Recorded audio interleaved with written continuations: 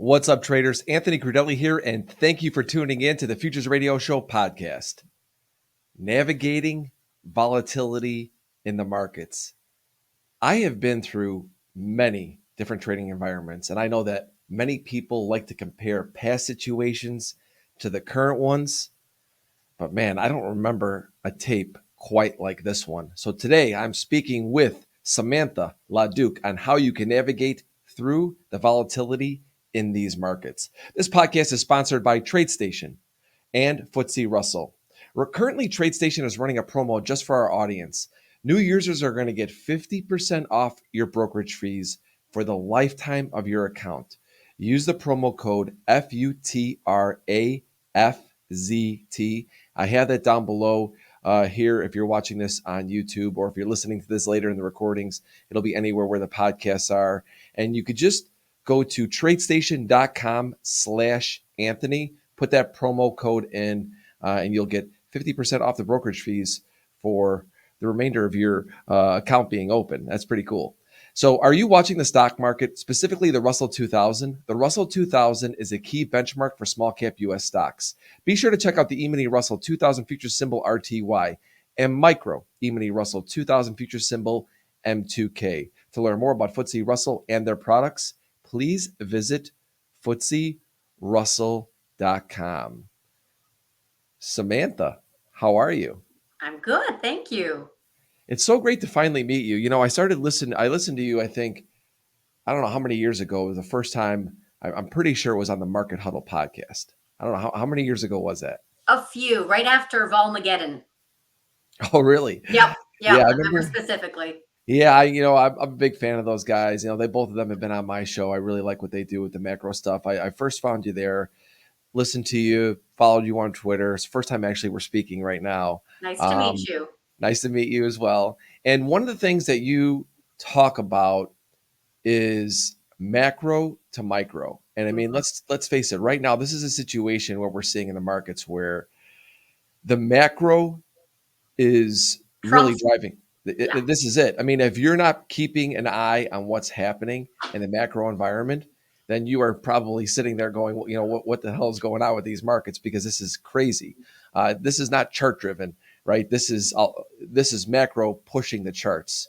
So talk to us a little bit about just the way you go about taking macro to micro. okay.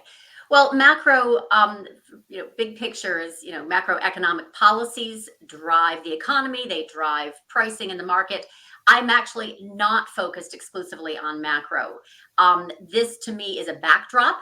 I use it as the most important current to swim with, in other words. So if I can identify what the macro current, at this particular point in time is, and then the inflection points of when it changes, then I can stay in the big trend. Make sense? So then I am basically looking for those events within the macro backdrop to cause a pivot, because that's what I care about is what's going to happen to the market. I care about what's going to happen to the market, the sectors, the underlying stocks, basically studying all the asset classes to identify when we're going to have inflection points. Then I'm comparing and contrasting using what's called intermarket analysis. So it's very much taking a bigger look at the underlying support in the market, bullish or bearish. Again, the trend is there buying, is there strength in the breadth of the buying, to identify when we get too extended or too overbought or too oversold. That's pretty common. It's extremes I'm looking for, extremely overbought or extremely oversold, and then looking for those, again, inflection points for a turn. So intermarket analysis is actually more of my secret sauce of trying to really predict what's going to happen next. And then the technical is obviously will get you into and out of a trade safely, looking for, again, that low risk entry, and then where I'm wrong, I'm gone with a stop, and then what the profit targets are across different time frames. So the clients that I have are kind of very differently motivated. Some are chasing momentum, a lot of technical traders, that's how they cut their teeth. I did as well. And then swing traders, not so much time to sit in front of a computer, right? I run a live trading room, and all my analysis and trade setups are posted for clients, but they're really looking for the swings that kind of like, it's going to last a few weeks to a few months. And then the trend trades, that's really the meat where they're absolutely durable themes.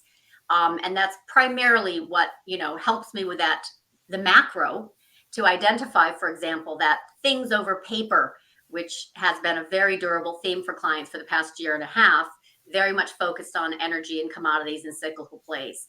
So that's basically that macro to micro, is so I can find then what stocks to buy Yep. with the most momentum.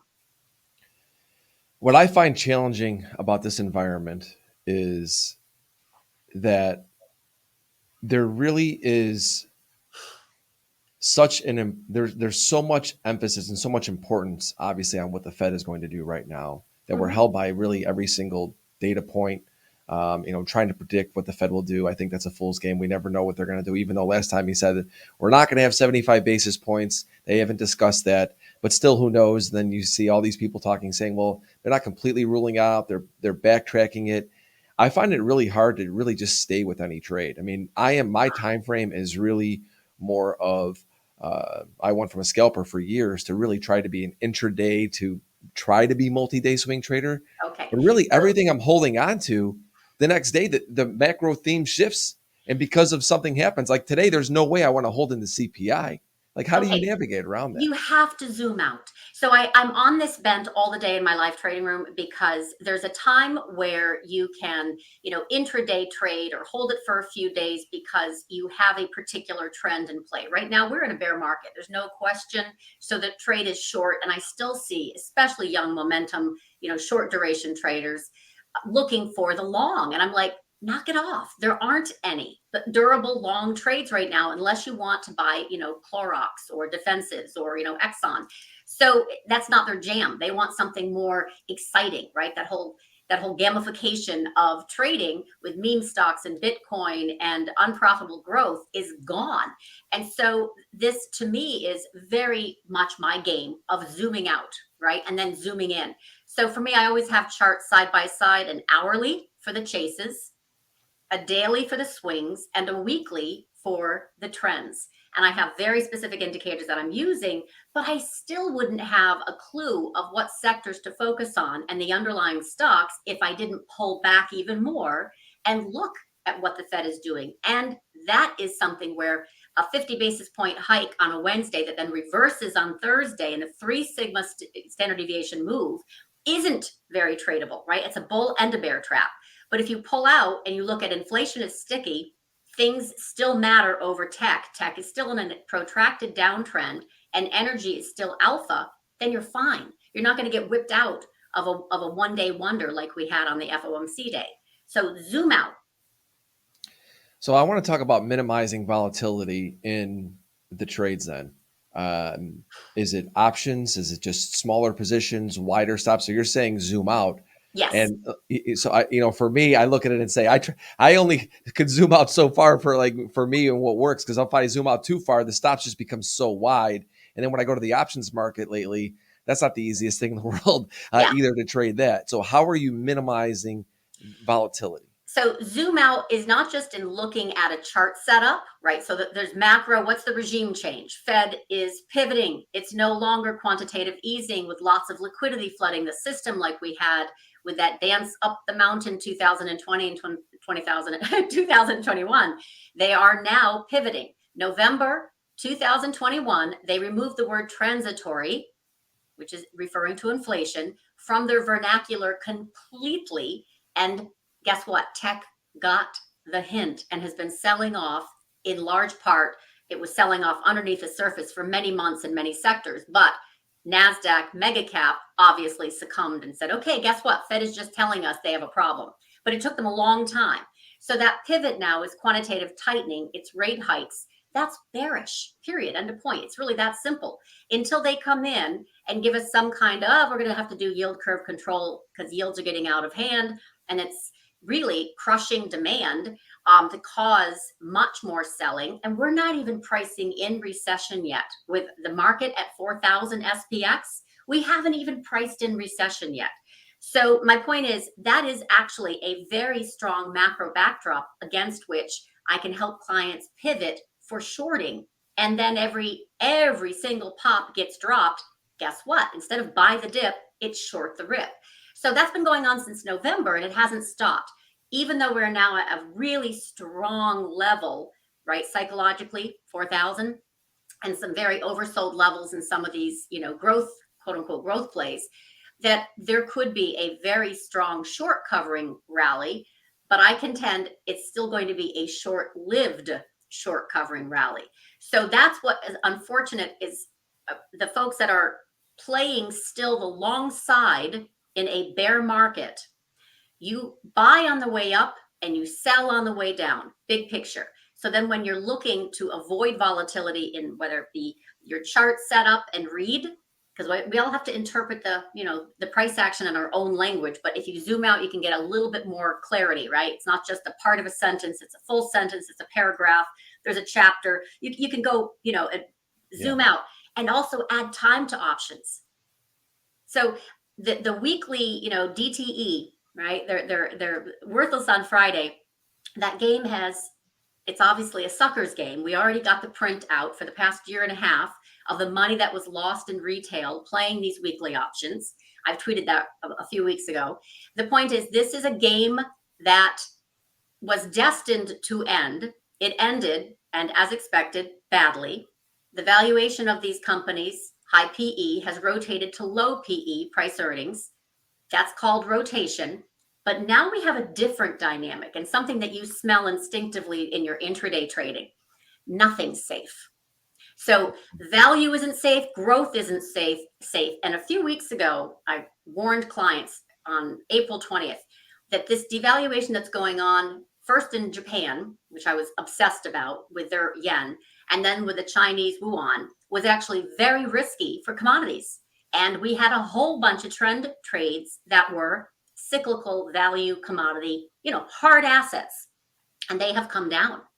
So I am still very bullish oil and energy, but that headwind was right there. And so guess what happens? In lieu of sector rotation, I'm talking growth to value, value to growth, we get volatility. And that's where we are right now. So I'm actually going to take a question that somebody posted. Dan, I know him well. He said zoom out works for analysis, but doesn't seem to help for defining your risk on holding a trade. I'm sure a lot of traders out there are thinking that same way. Answer that for him. Well, I actually feel comfortable on 3 fronts. First, define your time frame. So if someone just trades from a 5-minute chart, versus an hour or a daily or a weekly, you can, that's how I do it anyways. I identify the trigger of when to go long or short and the stop and the profit target for every single trade, depending on the time frame. It's very different if I have a chase versus a swing versus a trend. So that setup is dependent on the time frame, if that makes sense. And then choosing the option for me is very much dependent on the time frame. So if I'm chasing some momentum, right, an event or a technical trigger, what have you, then I'm going to use weekly options on a very liquid, underlying stock. And I'm typically going to expect that to last for a few days. If it happens in a few hours, great. But it's using an option that's actually next week, not this week, or a monthly. So I'm adding more time in case I'm wrong. When I go to a swing, if I'm adding, usually I start with a call spread or put spread to make sure that I have that volatility follow through. So I've got a little bit more buffer, if you will, if I'm wrong out of the gate. And then I'm using that at the money spread to start a swing position that I'm expecting is going to take several weeks to trigger and follow through. And if I'm going on a trend basis, I'm using an option that's 3 to 6 months out. So can you see how the volatility or the intraday whipsaws are not going to become as in your face explosive if you time in my particular case, your option tactic with your time frame tactic. And then the other thing is, smaller positions. This is something today, for example, for those who are trend traders kind of going, what happened to all my safety plays? Even my defensives are, succumbing to profit taking. I do a scan every single week of the strongest of the strong, because again, I believe trends, you buy on the way up, right? you short on the way down. So tech as underperformance is clearly in view, right? No questions there. Energy's still outperforming, no questions there. My trend scan, which I rely on very, very much every single week on a Friday close, I look through it to see if anything's fallen off, anything's been added. It is so clear that we're losing even trends, like more and more of my stocks in my trend list are coming off that list.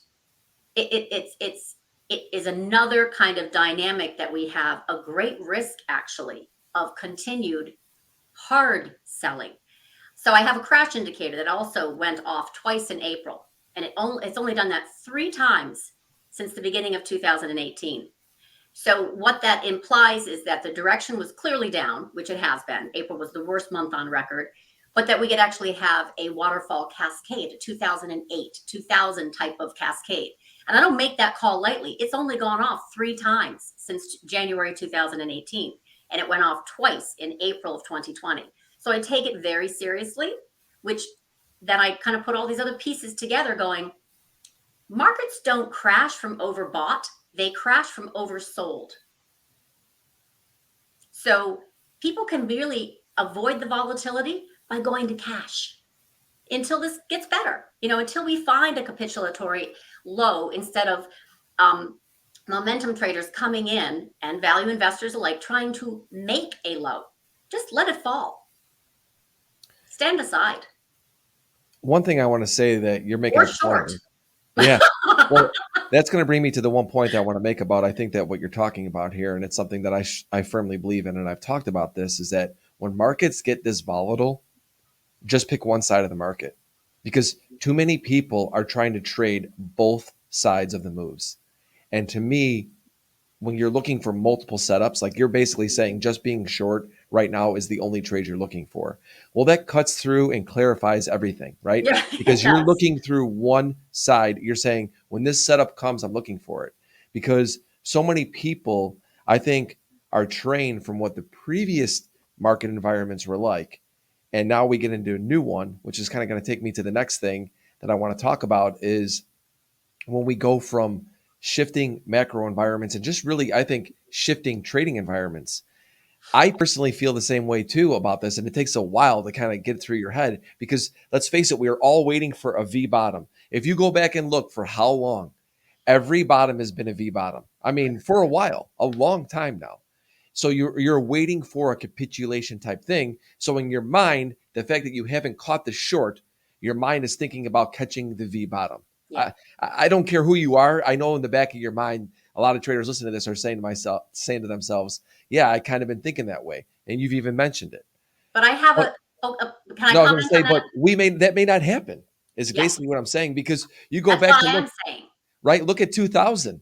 I Yeah. remember I started We're not trading in there yet. 98, right? All of a sudden, 2002, 2003, I'm like, this is awful, Yes.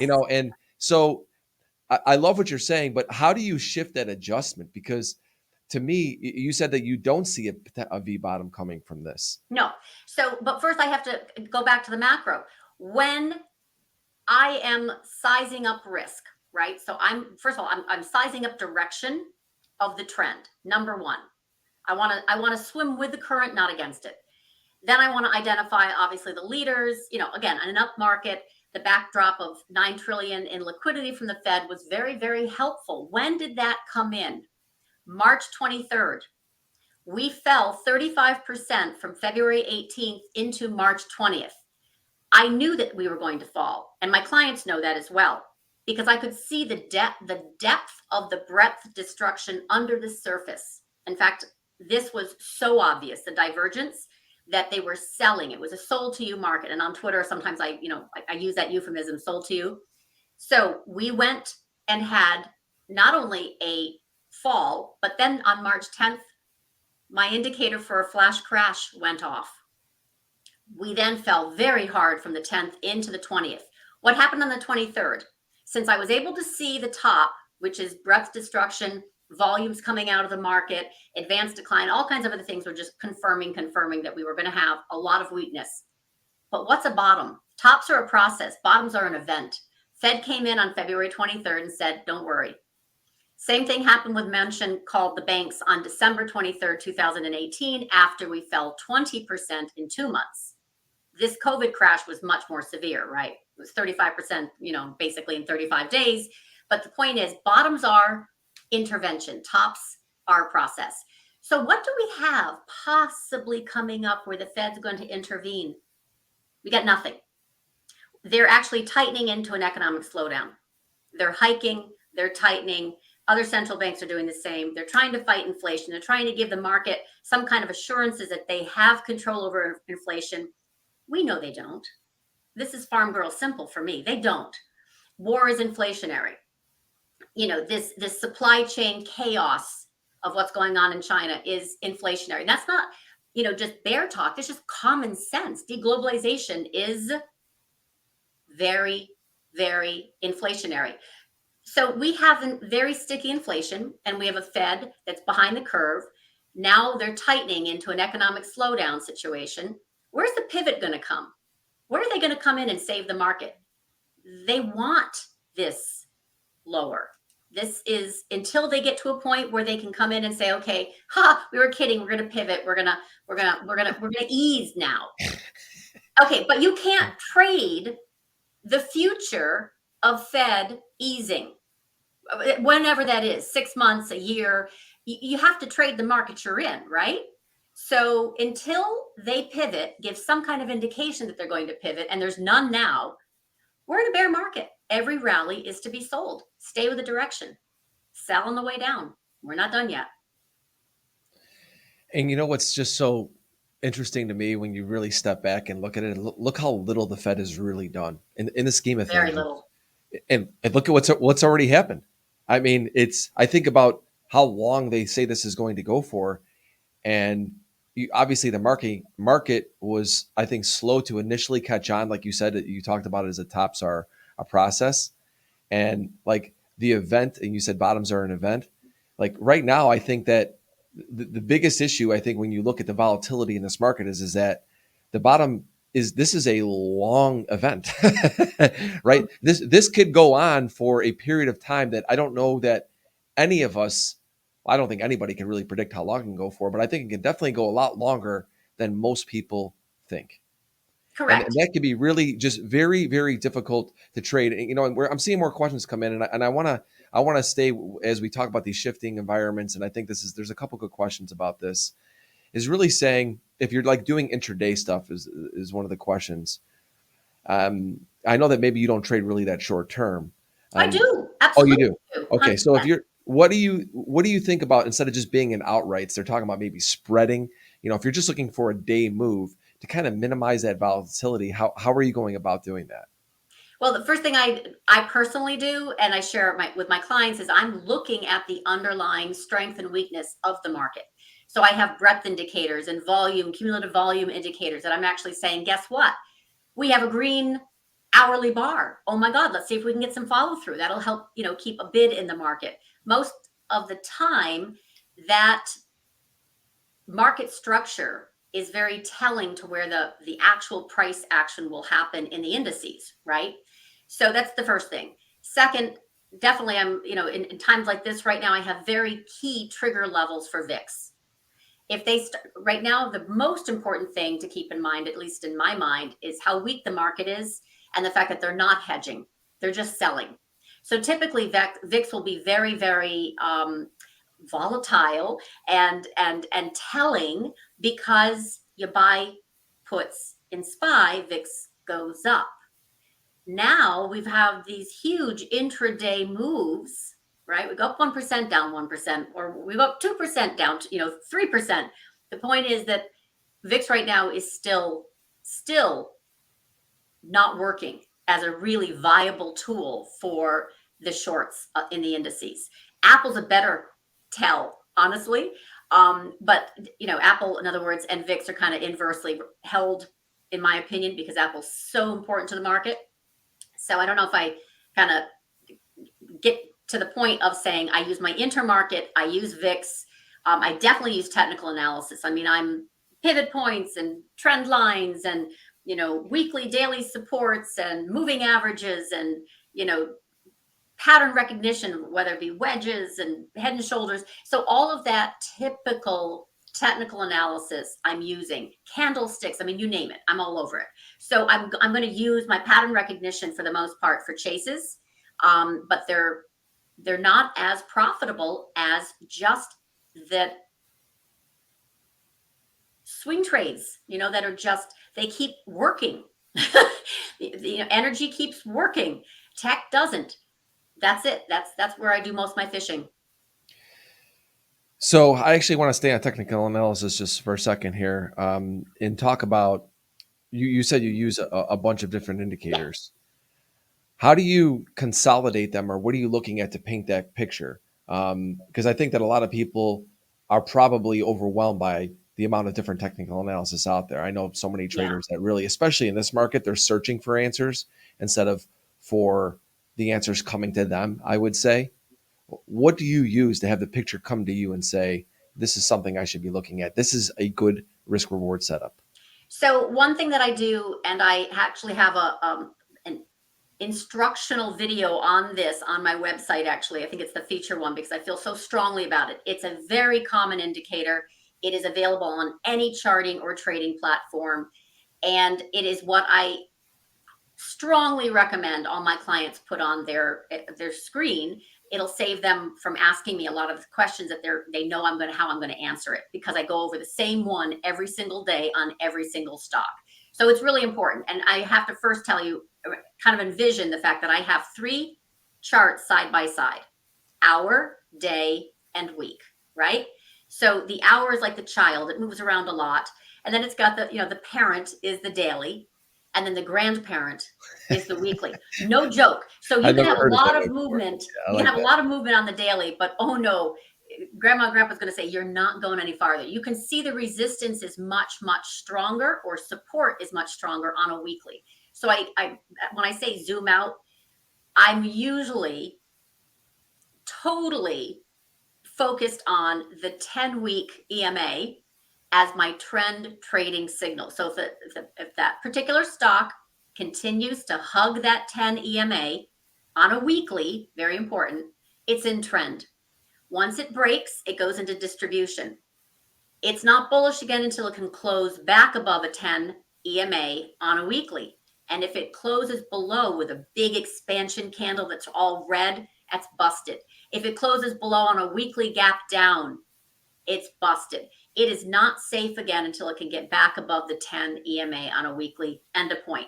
So the very first thing I'm looking at when any client asks, what about this, what about that? I'm looking at that weekly to see where it is in the trend. Is it in an uptrend, a downtrend, or in distribution, which is that chop fest? So I actually went and pulled up the 10-week moving average here in the Are micro you lead. on a weekly time frame though too, not daily? Yeah, I got a weekly, Okay, good. and so I just want to give everyone the visualization of it. I got the micro Nasdaq up here just to see it, And it's and going to be EMA, not, I mean, everyone has like their own little language of what they use.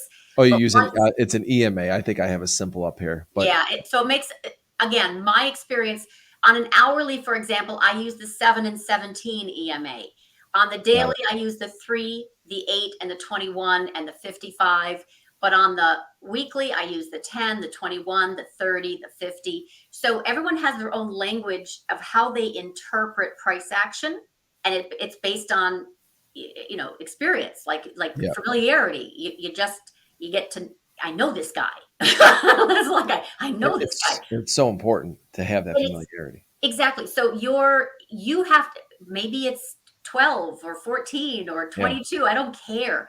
But you get not only familiar with scanning charts that way when you become very, very familiar with your particular setup, but then you also can tell when a stock doesn't behave. Okay, maybe it's going to tag the 21 or the 30 week. That's more of its relationship. You know what? It has been defended at the 30 week, not the 10. 10's too tight. So this particular stock, I still like it. Like I was talking about BJ's this morning. I still like BJ's. It's been a great trend since much lower, but the 10 is too tight. It has a larger aura of volatility. So I've got to give it 30 EMA And then it's gotten defended over and over and over. So every stock also has kind of a particular kind of relationship. Some are too choppy. I want nothing to do with it. I don't want that volatility.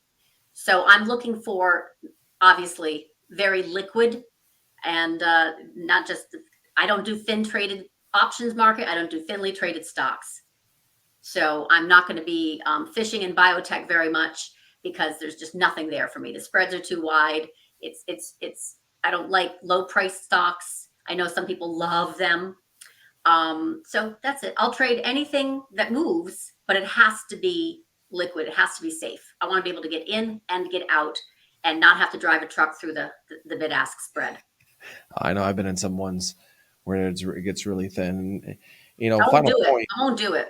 Yeah, a final point on the technical analysis side of things, and I think you said it so well, is that it really comes down to you having a personality with your technical analysis. I mean, some people can look at a bunch of stuff. Some people only need to look at one thing. It is so personal because you have to build a relationship with it that is so absolutely so key. We're going to take a 15-second break. When we come back, everybody, we're going to be talking about where Samantha thinks the best place is to put your money right now. We've heard her and how bearish she is on the market. And let's see where she thinks the best place to be is. Back in 15.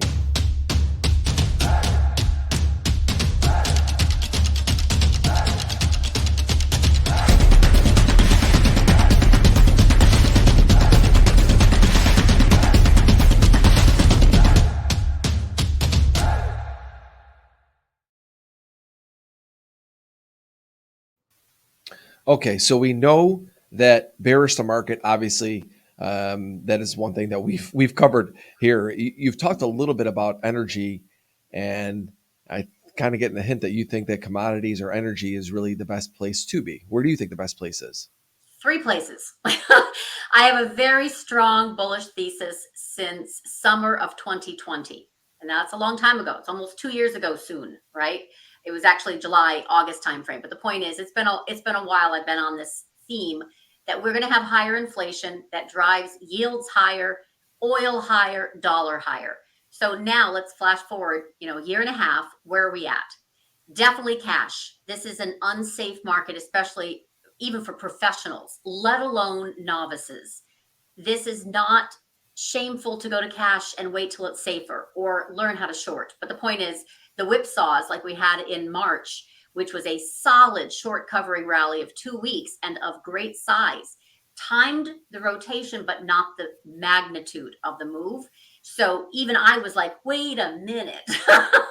So I know why it did what it did. I was, very much expecting that end of quarter, options expiration with 3.3 trillion, expiring and letting free the bull for a duration of time, but it was much stronger. So we can still have some vicious bear market rallies. But my point is, cash is absolutely increased in value. You can take a look at, at the chart, huge scoop pattern on a weekly, very, very strong and into some strong resistance. The problem is once it gets moving higher. So the Dixie right now is about 104 and it's come to a pause.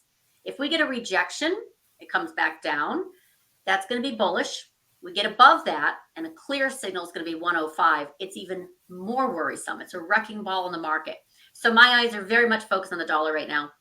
And that is absolutely a carry trade with what's happening with the yuan devaluation, the yen devaluation, and FX volatility is seeping into equity volatility, just like the bond volatility has seeped into equity volatility. So cash is absolutely a fabulous place to be.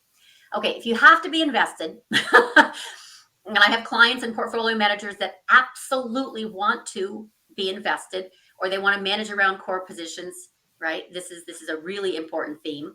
They haven't really bought onto the whole concept that I've been pitching that we're done. This is a major top, like 2000, like 2008. So nonetheless, what is moving? Yes, it is energy. So I have a higher yield thesis, right? More inflation, higher yields, lower bonds. So I'm a big bond bear. I've been a big bond bear since August 2020, and I'm still a big bond bear. It's not done. So if I believe yields are going to move higher, and I'm looking at the energy crisis, I'm going to put money to work in energy because this is oil as an inflation hedge, oil as an energy crisis. Now, at some point, of course, the dollar will break things and come back down. of course, oil will break things and come back down. But for right now, I had to find new price targets because back in March of 2021, I wrote a big long post for clients. That's over a year ago. Oil is the inflation hedge. If we can stay above 65 on a monthly, we're going to go to 130 by March of 2022. Lo and behold, we hit 130 and 50 cents in crude oil on March 8th, 2022. I'm like, okay, that worked. Now what? So a few weeks later, I kind of sat with a little bit. I'm like, where are we going from here? Because I have been very bullish nat gas, very bullish diesel, very bullish gasoline, very bullish crude oil, which is the underlying that they then refine. So I have 160 by summer, about June timeframe, and 260 by next year, by Q1 of next year. And everyone's like, no, no, no, no, no. We'll be living in a cave. Well, we made it to 130 and survived, and market's still at 4,000. So we have more room on the downside for equities, and we have more room to the upside in energy. So that energy sector is not easy to play because XLE, for example, and XOM, and all those stalwarts of plays are not oil, but the refiners are making hay right now. So refiners in the oil and gas sector are making 10 times their historical profit margins. They're killing it. The trends are very, very solid. Suncor, SU, CVE, VLO, MPC. I mean, there's a lot. So luckily there are a lot of Oxy, Chevron and Exxon are not going to go away. So that's also a safety play. And they have been solid trends since literally November, December of 2020 when I recommended them to clients, and they have stayed really solid. But if I see oil going up from 130 to 260 within a year, I'm still bullish the whole sector, then energy is still my horse. Like that's the horse that I'm picking, not tech. We can still have an oversold bounce in tech. We can have a short covering, rally in tech. But overall, I came to the table, back in December, early January, and said, we've had 13 years of NASDAQ outperformance. We're done. We're going to have value finally come up off the ground, multi-decade lows in commodities, but not all commodities are created equal. Gold and silver are having a tough time, right? Precious metals. Metals and mining are having a tough time, like copper and steel, because of China lockdowns and that whole, deglobalization mood. But oil's different. We are in a deficit and we have an energy crisis, and I firmly believe it's going higher. So that's my only long sector that I can get behind with like vigor, other than cash and equities, short, bonds, short. Nothing has changed. Yeah, John actually asked me to have you talk about that 160 to 260 call. So, John, she talked about it without me even having to ask her about it. And, I will say this, and I'm not a macro expert at all when it comes to oil or any market for that matter. I know where I'm at with what I do, but I look at market in these types of cycles where things just go so much further than you think. Every year or a couple of years, there's something that's just so hot and it goes so much further. Crypto, I did really well for a period of time. Then I started giving a bunch back because it finally told me that was over. Tech, I trade the indexes. So, but I saw it obviously happening. And so throughout my career, I've seen things just happen where you're just like, this is going so much further than you think. And when I look around, the only thing I see is commodities for this. Yeah. I mean, this is the place right now. And they're going up in spite of so many other things that maybe market tells would say that maybe they should be going down, but they fight through everything. That's the thing. Yes. And so there's a fundamental case against oil moving higher, lack of investment and a lack of open interest. I mean, like I have a fundamental oil trader who is just like, they're not buying this, right? It's totally speculative. It's thin, so they can move the price around. I'm like, I don't care. I still have nothing that's broken in my macro, my intermarket, or my technical. So until something breaks down in one of those three legs of the table, it's still a strong, highly recommended long. So there is on a macro side, of course, deficit and the whole just it's a mess. Lack of investment for a long, long time. So I'm not going to go into the macro because I don't trade as just linear macro thinking. My intermarket actually started giving me signals to this in, like I said, late 2020. And it was primarily three things. Number one was yields were moving higher at a rate of change. This is very important if anyone does intermarket analysis. Rate of change is so important. And if it can maintain a high rate of change, it's a huge bullish signal that it can go on for years. And yields and oil in my monthly and weekly rate of change analysis has been at all-time highs. I'm talking about like 200% when it's normally 20, 40, 60%, at a high. And that indicates that this can go on for another year and a half. So the rate of change in my intermarket analysis is very, very compelling for higher yields and higher oil. I'm not just talking a momentum thrust that looks like a parabola in a meme stock that then crashes. No, I'm talking about investment is coming into that space, meaning money, portfolio money, and the rate of change of when it got from 65 to 130 has stayed elevated. It hasn't rolled over. It's extremely bullish. Okay, now the other thing is just basic technicals. My 10-week, for example, beautiful on a weekly. Everything looks great. I don't care if you're charting USO, you got a nice wedge on a weekly, you got a wedge on a daily, it's about ready to break out. So technically it's been trading really well. But the biggest one was actually my a ratio analysis, CRB to SPY. So you can maybe find it on my Twitter or hit me up for it, but it's CRB and it's a ratio to SPX or SPY, depends, doesn't really matter. The point is that this growth to value rotation peaked in September of 2020. Bonds stopped going up. And that growth to value rotation of CRB, which is commodities primarily, to SPY, which is, as you know, tech laden, right? Heavily weighted, just peaked and started rolling over. And the more it continues to roll over, and it's still rolling over, the more oil price picks up speed. So that was a big tell along with the other tells on top of the macro, on top of the technical. So until one of those legs of the table give out, that's definitely where I see rotation still. So inflation is sticky. They're going to oil. They're going to buy that underinvestment in the energy patch and the profits that are being generated in these energy companies. They're, free cash flow and able to pay off their debt by the end of the year. I mean, they're in a totally different ballpark now than they were back in 2014, 2016, when we had a verifiable, oil recession, and they were in really bad shape, and $66 billion worth of bankruptcies in the oil patch. Totally different situation now. So again, that's my horse.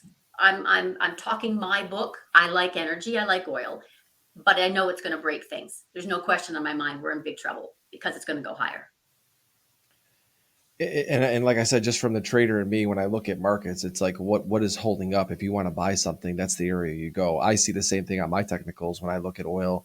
I was trading it really a lot when it was on its way up to 130. Since then, it's gotten a little bit more challenging, but it's still holding very well. I mean, that's it. They're holding really it's well. Holding very well. I mean, every time there's a break, you're like, oh, maybe it'll come back down a little bit. I've been kind of waiting for some days for it to really get hammered, and it just can't. Yep. So the tape is telling you a lot of it. I want to go to and talk about trading psychology for trading volatile markets, because when I hear you talk, I mean, you're so confident in, your homework, your research, your technicals. So for you coming into the markets and trading them, you know what side you want to be on, you know what you're looking for. But when it gets really volatile, like I said, I've been doing this a long time. You could easily get off course.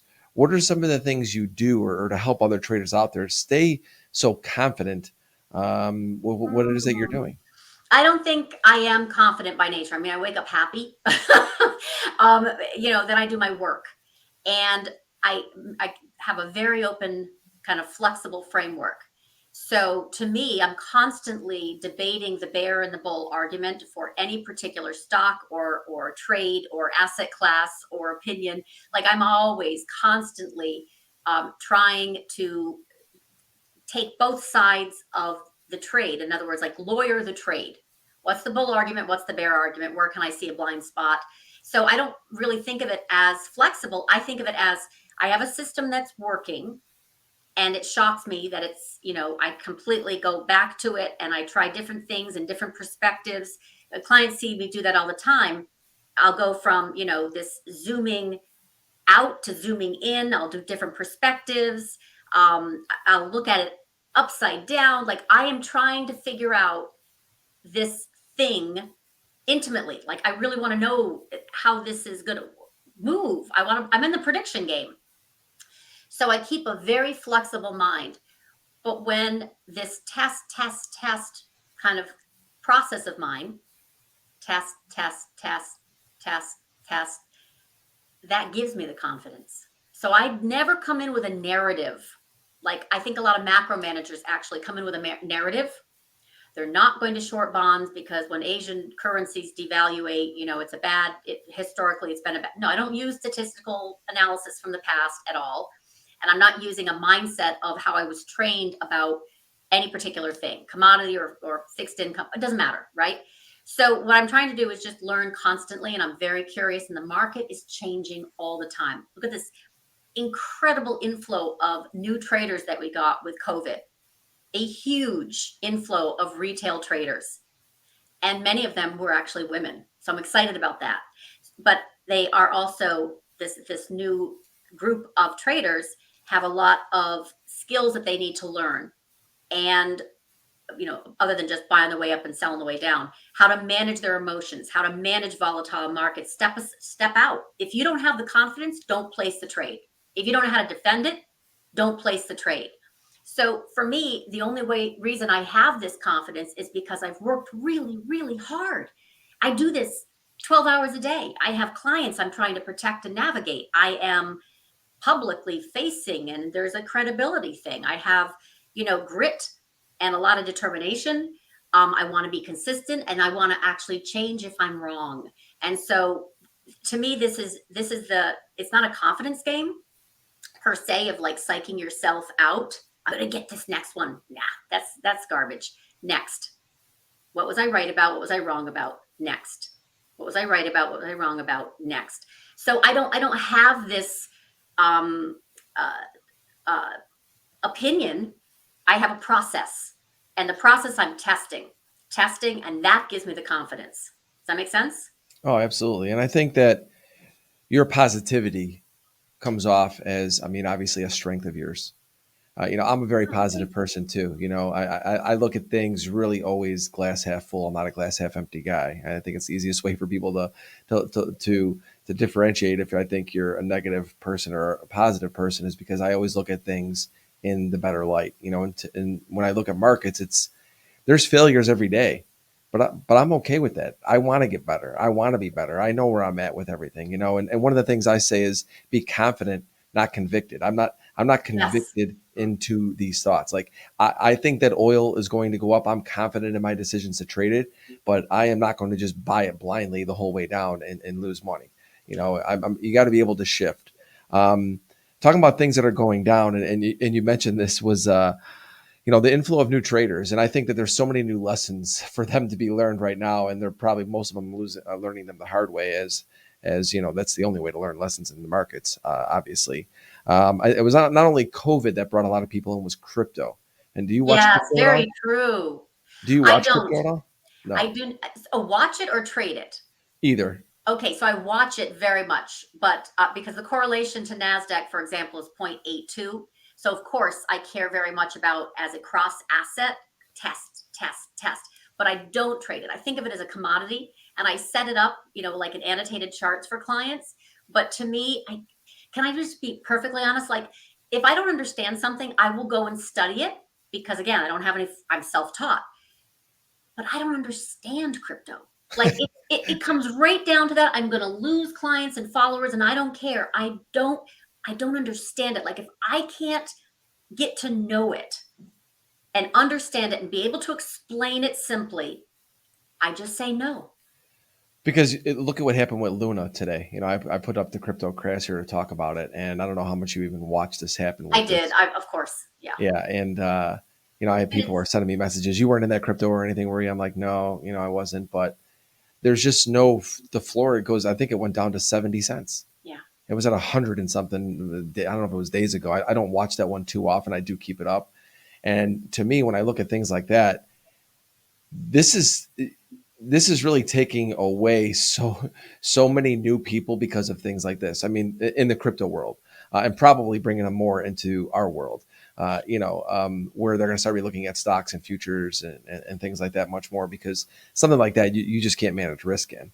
Yeah, but And this is the fun thing. I mean, I don't know how you started, but I was a total cowgirl. I had no idea what was making things go up or go down. No, no, no, no, no. You just lasso anything and you hold on, right? So then eventually I was like, wait a minute, how does this work? Like, what are quants and what's CTA and gamma? And, what's fixed income have to do with the price of tea in China? And, oh, what about China? And like, it was just fed this curiosity. yeah, So they came in and it was really, you know, oh, shooting fish in a barrel. It was I just always tell people when you want to learn how to trade, it's like learning a new language because exactly. But some of them really committed, and then judging from lots of tax receipts, right, helped remove some trillions from the deficit.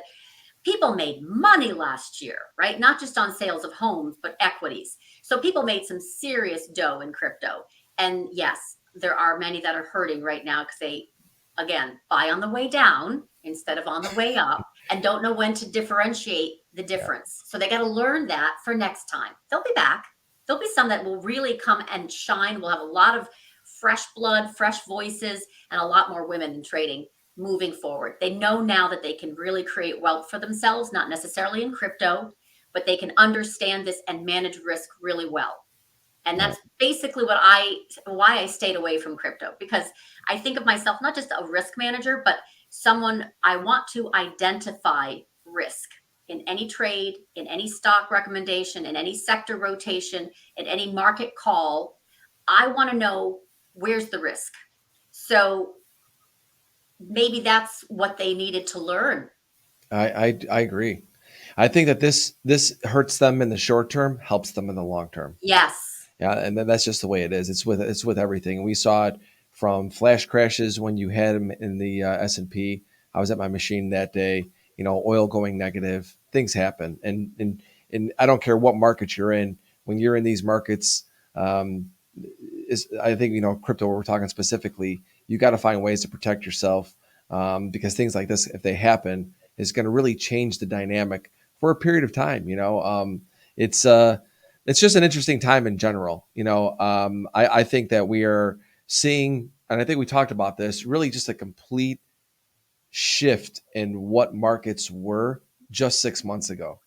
I think that everybody is trying to get their head wrapped around as to where we are right now. And I thank you so much for sharing a lot of different ways of managing volatility. I mean, before I let you go today, um, just talk to the traders out there. I mean, I guess that final message. I mean, we know how difficult this is. Hmm. We've been Hmm. through this. The whole thing today was navigating volatility. Oh, yeah. What is the best way for these traders? I mean, hopefully they took something away from us today, but going forward, just give them kind of something to be thinking about as they're trading these markets. Yeah. And I think it's the same, young and old, new and pro, it doesn't matter. It is very much for me, don't give up. Very much for me, do not risk anything more than you're willing to lose. So this is just, I think, not necessarily something that traders come into it with because of the expectations that they need to or want to be hugely successful at it. But it's a grind. The reality is that we learn to do what we do because we did it as a job. It's a grind until you get these skills finely tuned, like anything else you're going to do, exercise, or so I think that basically, don't give up, don't risk anything more than you're willing to lose, are the two kind of predominant themes. And just keep learning, just keep at it. I think it's a fun, it's more for me, of course, a career. I want to encourage other women to come in and have their voice as well, to manage risk. in all things, establish incredible wealth, but it's very much self game, right? So I don't do trader psychology like you do. You're into this. I think it's a personal journey, and you are a reflection of your trading, how much risk you take on and how well you manage it. So that's what this teaches. I think this teaches self-control often more times than we actually think going into it. No, I 100% agree with you. At the top of my Twitter page, it says trading is a journey of oneself. It's the name of my blog. It's the name of the book I'm writing. Yes. So for me, that's near and dear to my heart, is this journey that we go through. And my final thoughts for people trading this volatility. I've been through so many of these markets that I look at it like this is stay in the game. Keep yourself in the game. I mean, that's the hardest thing to do when you have environment shift, is that you try to go back to things that were working that are no longer working, and you try to force things through to try to get them to work again. And the market just doesn't allow it to happen. And the market will just continue to be changing. You have to recognize that no matter what you learned in the past or what was exactly working before may never work again, or may not work again for some period of time. So you have to do what you have to do. Going back to what you said, Samantha, is like, this is a job. You've got to find a way to make it, but don't put so much pressure on yourself as you're going through the changes. Because I've been there, where like you're making money and all of a sudden you're like, why am I struggling in this? I feel like I'm doing the same thing. It's not working. Find ways to tweak it, stay engaged, and stay positive. Yes, because I agree. It's going to put you on your butt, and you just got to be able to bounce back. Samantha, thank you so much for joining me today. It was great to meet you. Like I said, I've heard you in the past, read your stuff in the past, but the first time we spoke today. Give everybody a quick plug where they could find you on Twitter and a website to go to. Okay. LaDucTrading.com, LADUC trading.com. And I have Discord for the newer traders. My fishing club is more intermediate based. I can talk like this and they understand it, or they want to learn more about it. And then I have an institutional product called Institutional Edge. So you'll find all of that so the more experienced, macro driven, on my LaDucTrading.com website. And you can also follow me on Twitter at Samantha LaDuc. And I appreciate this opportunity. Oh, YouTube as well. Yes. So if you want to find out, again, that 10-week EMA and how I used it, there's a video up there for anyone who's interested. Technically speaking, I think that's pretty darn important. Highly recommend checking out everything that Samantha does. I'm a fan, and now that I got to meet you, I'm an even bigger fan. So thank you so much for joining me today. Thank you, everyone. Have a great trading week. This will be recorded. This is going to be on all of the iTunes and everywhere else. And like I said, thank you guys so much for tuning in. Thank you so much for the engagement and the questions, and I will see you guys next week. See ya. Take care. Bye. Thank you for listening to Futures Radio Show. If you enjoyed the show, please leave a 5-star review on iTunes. Never miss an episode. Go to anthonycrudele.com and get on our email list for show notifications and for free content that is exclusively for subscribers. Also on anthonycrudele.com, you will find tons of videos and education on trading futures, options, and crypto. Past performance is not indicative of future results. Opinions expressed are solely my own and my guests, and they do not express the views or opinions of my sponsors. Futures Radio Show is produced by Crudele Productions.